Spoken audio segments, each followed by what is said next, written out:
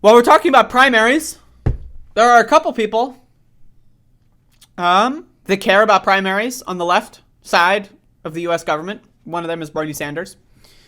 Bernie Sanders is weighing in. Bernie Sanders endorses progressive Jessica Cisneros against Democratic Rep. Henry Cuellar in Texas. And so this is a big primary. And Bernie Sanders is giving an endorsement. Now, one of my big problems with Bernie's endorsements in primaries is that he endorses people too late. In my opinion, Bernie should have done this official endorsement a long time ago. Now, I think people think it's a duh. I understand the idea of a late stage endorsement, endorse right before the race, and then people, it's fresh in your mind. But you could also endorse earlier in the race and then do some more endorsements. And you could say, like, I double endorse her, right? So that's my one criticism.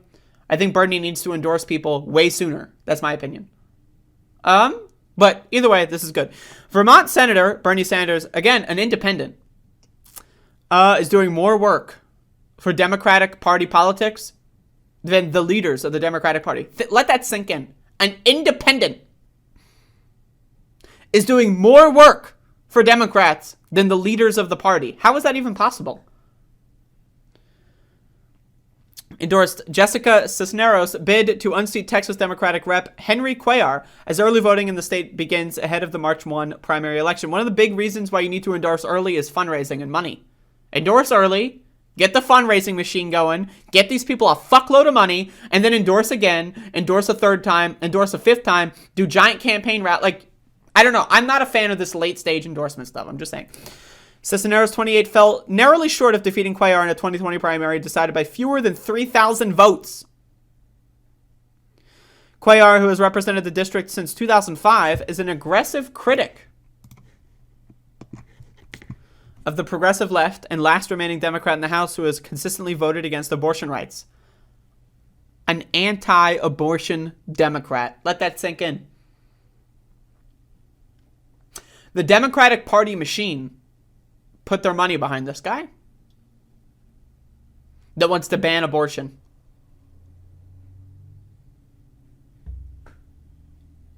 Think about that. Think about, like, what the fuck?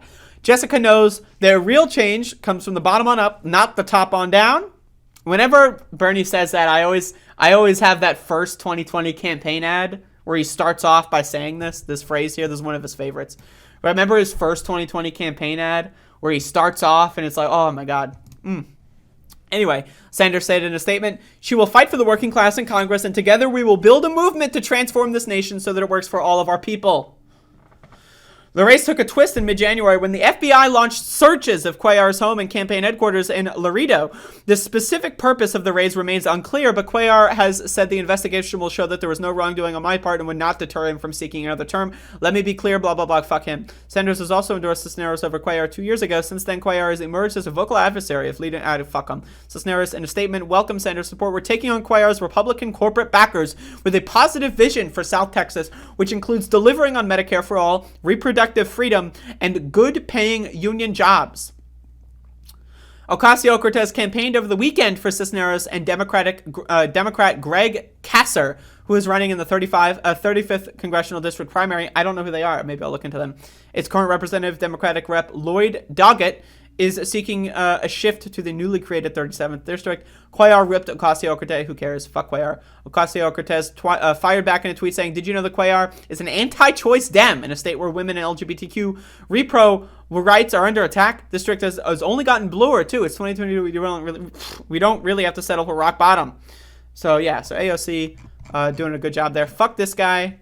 If you live in the district, do some campaigning. Phone bank. If you don't live in the district, do some campaigning.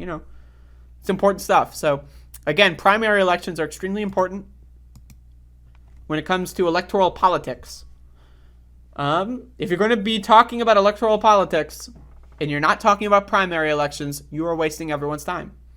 It's that simple. So, good on Bernie, good on Jessica, and good on AOC, and bad on this Cuellar guy. Yes, Sinquil. I literally just read it. Rewind.